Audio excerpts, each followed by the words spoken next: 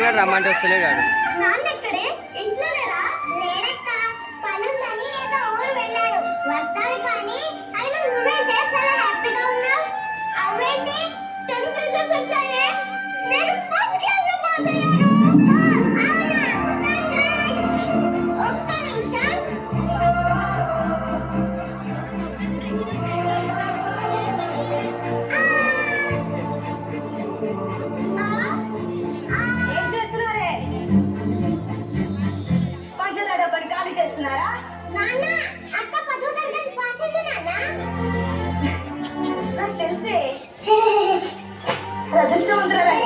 అందుకే ఇలా పాటల్లో అలా మంచి సంబంధం కుదిరింది.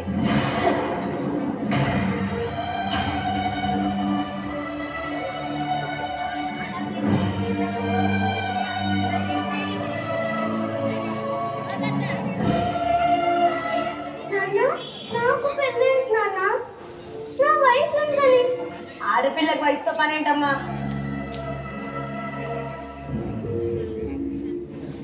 మనసుతో కూడా పని లేదా నాన్న?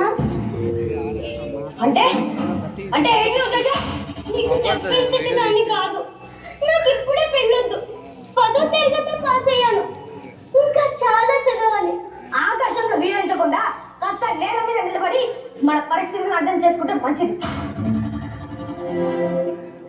ఈడు చూడు బాగుంటుంది.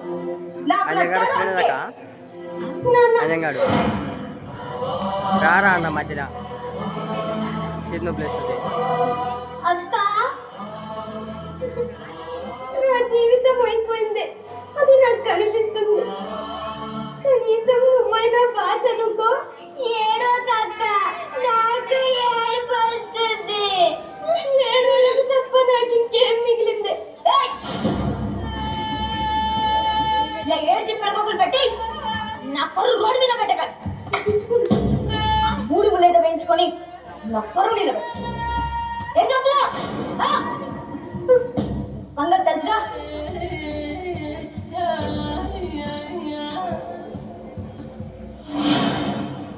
మా కళ్యాణ సీతని ఏంటి పెళ్ళిగా? పెళ్ళి మీకు కాదు, నా కూతురికి. త్వరగానండి. మాటగా మాట చెప్పుకోవాలి కానీ పెళ్లికి ఎంత బాగా చేస్తున్నారో. అవునే పొందే ఫస్ట్ పిల్లని తీసుకొచ్చి పెళ్లి చేస్తున్నారు. ఎవ్వరికి అది పట్టదు. ఎంతసేపటికి పెళ్లి పోషణాలు, పెళ్లి పనులు తప్ప సిగ్గు లేకపోతే సరే. అవునే, పెళ్లికి పిలిచారు, వచ్చాము తిన్నాము పోయాము అన్నట్టే ఉండాలి. పద పద.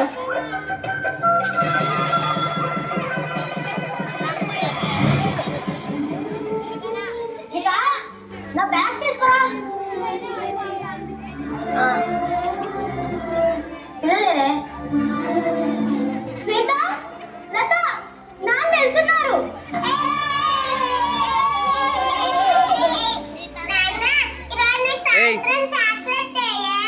అలాగేనమ్మా. ఏంటి మీరు ఆడుకుంటూ ఉండండి, నేను సాయంత్రం వచ్చేటప్పుడు చాక్లెట్స్ తెస్తా. ఓకేనా? బాయ్. ఆడుకోండి. ఏమండి ఒక్క నిమిషం, కాలేజ్లో అడ్మిషన్ సంగతి కనుక్కుంటా అన్నారు. చాలా రోజుల నుండి అడుగుతున్నానండి. ఆఫీస్ పని మీద ఎలాగో సిటీకి వెళ్తున్నా కదే, కాలేజ్ అడ్మిషన్ తీసుకొని వస్తా. ఓకేనా? బాయ్. ఇప్పుడు చదవండి అన్న పిచ్చ నీకు. చదివి ఎవరిని ఉద్ధరిద్దామనో. జాబ్ చేస్తా, ఆయనతో పాటు నేను జాబ్ చేస్తే పిల్లలకు మంచి భవిష్యత్తుని ఇవ్వగలం అత్తయ్య. పిల్లల్ని ఏం చేస్తావు? అంటే చదువు చదువు అని అంత తాపత్రయ పడేదాన్ని అసలు పెళ్ళెందుకు చేసుకున్నట్టు. ఆయన ఉద్యోగం అంటూ ఆడది రోడ్డు ఎక్కితే కుటుంబం బరువు బజార్కి ఎక్కినట్టే. అర్థమవుతుందో లేదో కాస్త తెలుసుకుంటే మంచిదమ్మా. అత్తయ్య నోరు మూసుకో. అసలు రే దీని గొడవ ఎప్పుడు ఉండేదే కదరా. వెళ్ళు. అమ్మా నీకేం తెలియదు, ఊరుకో. గీత వెళ్ళొస్తాను, కాలేజ్ అడ్మిషన్ తీసుకొని వస్తాను. ఏమే చూస్తా, ఎన్నాళ్ళైనా సాగిస్తావో నేను చూస్తా. అవకాశం దొరకని నిన్ను ఏం చేస్తానో చూడవే. అమ్మా నానమ్మకి మనం అంటే ఎందుకు కోపం? అదేం లేదమ్మా, పద.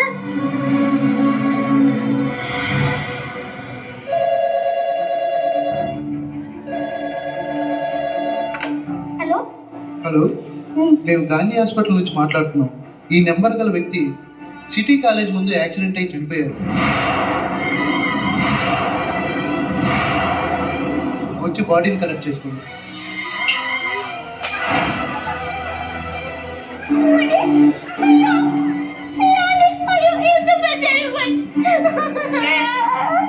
ఏమైంది?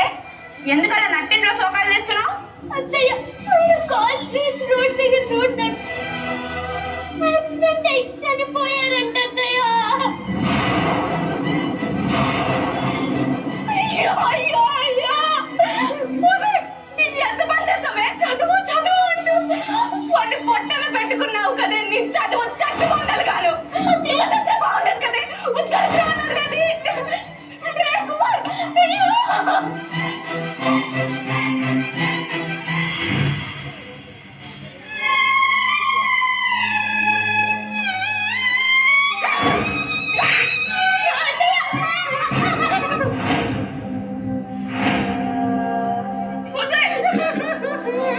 నా కొడుకు చంపి నా ఇంట్లోనే ఎలా తిరుగుతున్నావే నువ్వు? అసలు నా కొడుకుని మింగేసిన తిమింగలమ్మే నువ్వు. వాడిని నిప్పుల్లో కాల్చేసి ఇప్పుడే మొహం పెట్టుకునే వాడి దగ్గర దీపం కనిపిస్తుందో సిగ్గు లేకుండా. బయటకు పోవే నువ్వు.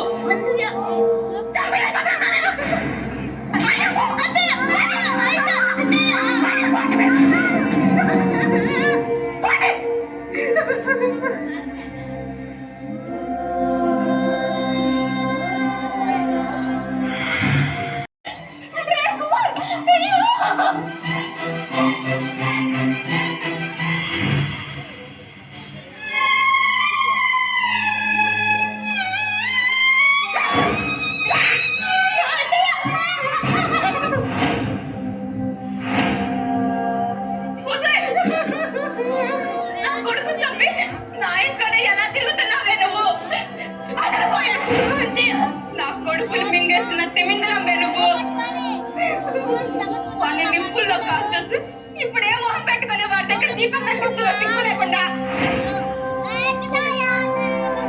బయటకు పోవే నువ్వు.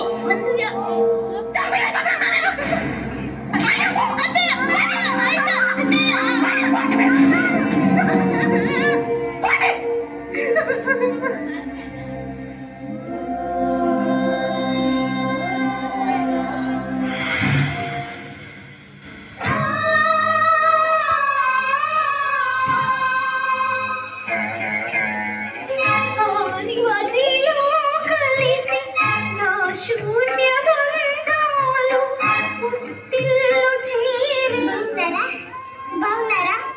రాధిక లోపలికి రా. నాన్న ఉన్నాడు. ఏంటమ్మా?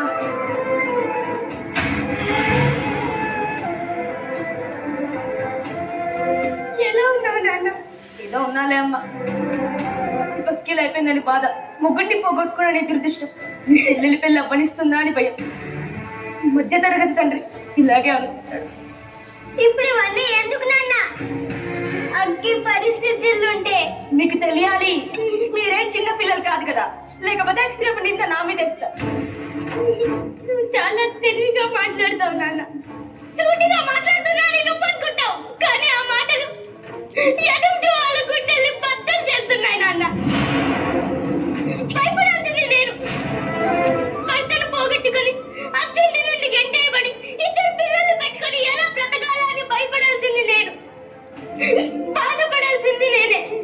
ఆ రోజు చదువుకోవాలని ఆశ ఉంది, నీ మాట కోసం తల వంచినందుకు బాధపడాల్సింది నేను. నీ జీవితాన్ని నాశనం చేసింది నేనేనంట. నీ కర్మకి ఎవరినంటే ఏమొస్తుంది? పెళ్లికి వచ్చిన కూతుర్ని ఇంట్లో పెట్టుకుంటే అప్పుడు ఈ రచనం నా మొహం మీద. ఏంటి నాన్న ఇదంతా? ఊరుకో. నీకేం తెలియదు. నోరు మూసుకోండి లోపలికి. ఎలా? ఇప్పుడు చెప్తున్నా, నీ చెల్లి పెళ్లి కూడా చేసి నా బాధ్యతను తీర్చుకుందామనుకో.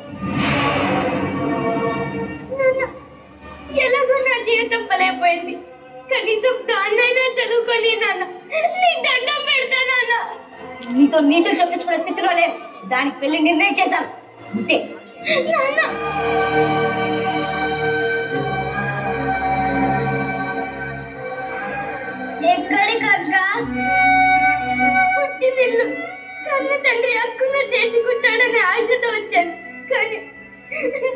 అదృష్టం లేదు. నాన్నకు నేను నచ్చ చెబుతా. నువ్వు ఉండిపో అక్క. బంధాన్ని నిలుపుకోవాలంటే కావాల్సింది నచ్చ చెప్పే మాటలు కాదే, ఇక్కడ కాస్త ఆశ్రత ఉండాలి. కానీ బాధ ఎక్కడ ఎందుకంటే నాన్నలో కూడా అది కరువైంది. నా కళ్ళని నేను నెరవేర్చుకోలేకపోయాను. ఆ రోజే నాన్నతో గట్టిగా మాట్లాడుంటే ఏ బాధ వివాహం జరగకపోయేది. చక్కగా చదువుకునేదాన్ని. నేను నా పిల్లలు నా రోడ్డున పడేవాళ్ళం కాదు.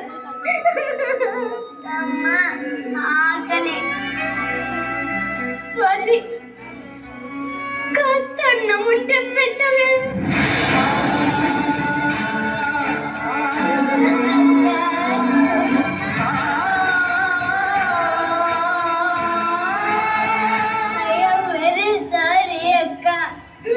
తిన్నావా అని కూడా అడగలేదు. ఇప్పుడే వస్తా. వెళ్ళినప్పుడు కూర్చో. అన్నం కొంచెమే ఉందక్క, పిల్లలకు తినిపించు. నేను ఇప్పుడే బజారుకి వెళ్ళి సరుకులు తీసుకొచ్చి వంట చేస్తా. వెళ్ళొస్తా. Bye.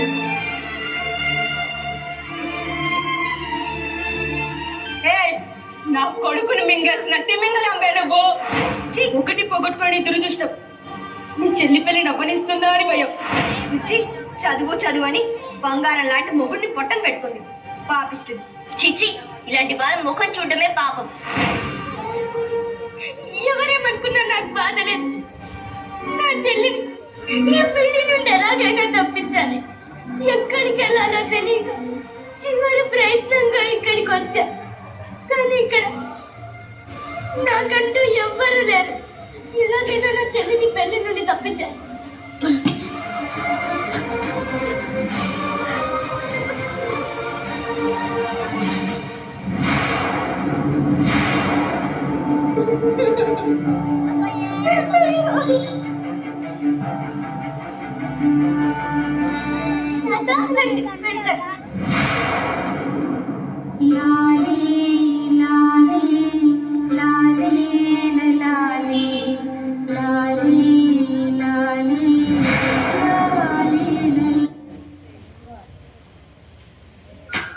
I have news. I broke.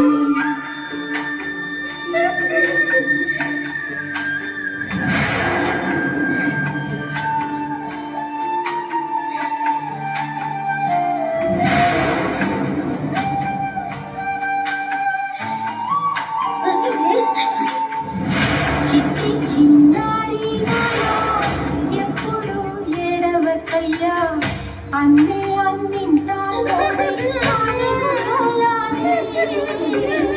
కడిగి నీరైనా కన్నీటిల్వానై వచ్చే గుడుగై తానైన అన్న పాడేను ఈనాడి. కంటికి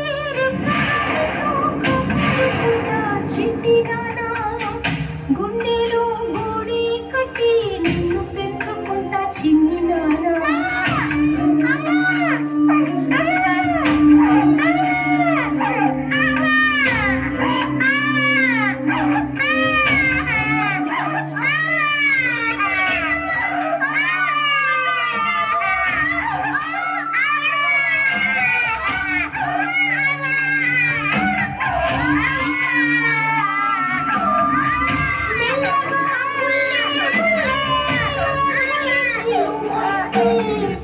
పాదాలే అందినని అన్న మనసే తల్లడి ముద్దుగా తప్పట్లే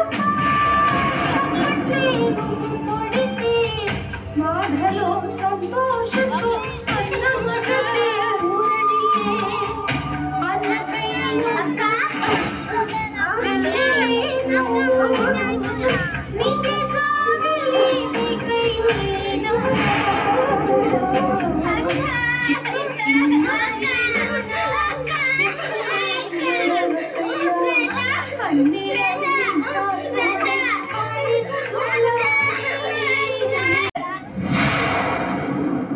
లాలీ లాలీ లాలీ లాలీ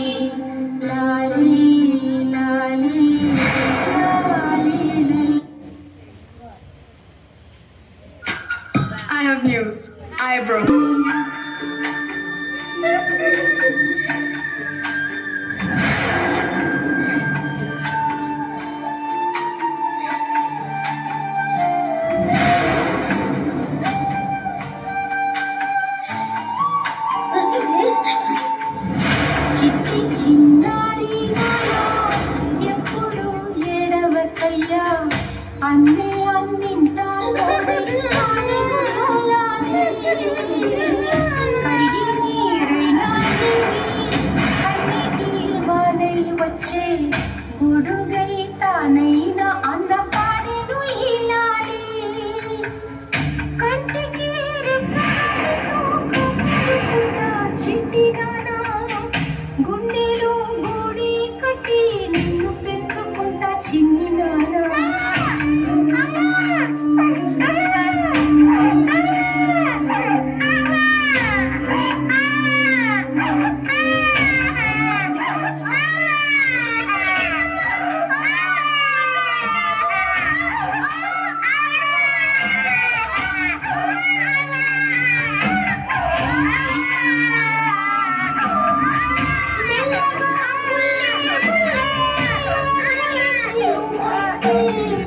పాదాలే అందినని అన్న మనసే తల్లడిలే ముద్దుగా తప్పట్టుగా చప్పట్లే నువ్వు కొడితే మాధలో సంతోషంతో అన్న మనసే ఊరడిలే అన్నకయ్య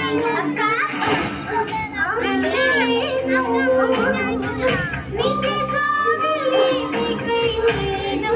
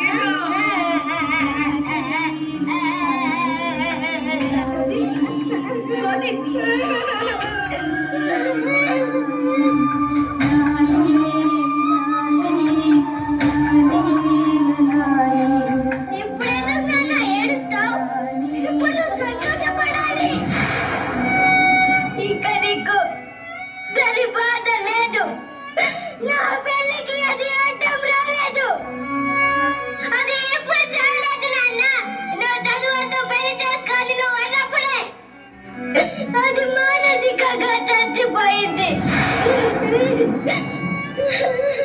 పుట్టిన దుఃఖంతో నీ దగ్గరకు వస్తే నువ్వు అన్న మాటలు కట్టి రెండోసారి గుండె పగిలి చచ్చిపోయింది. కనీసం అది అనుకున్నట్టుగా చదువుకొనిచ్చినట్లయితే దాని జీవితం మడతడిన పైన స్థితిలో ఆ చదువు దానికి అండగా నిలిచేది. నా కళ్ళ మీద నేను నిలబడగలను అని భరోసా ఇచ్చేది, బ్రతికిచ్చేది. ఏ దారి లేనప్పుడు గోదావరి దిక్కన్నట్టు అది గోదావరి ఎత్తుకుంది నాన్న అక్క.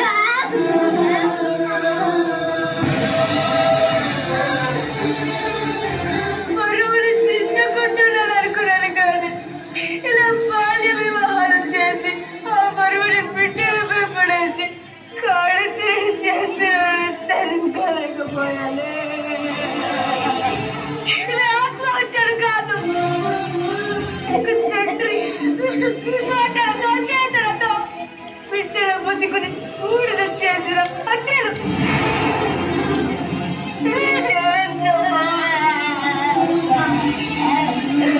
ఆడపిల్లల్లో చదువుకోరని ఆశల్ని చిరిమేసి వారి శరీరాల్ని శక్తి సామర్థ్యాల్ని నిర్వీర్యం చేసి చివరికి జీవితాల్ని కబలించి బలిపశువుగా మార్చే ఆచారం బాల్య వివాహం. ఈ 21వ శతాబ్దంలో కూడా బాల్య వివాహాలు జరుగుతూ ఉండడం విచారకరం. వీటిని ప్రతి ఒక్కరూ ఖండించాల్సిన అవసరం ఎంతో ఉంది. ఆలోచించండి.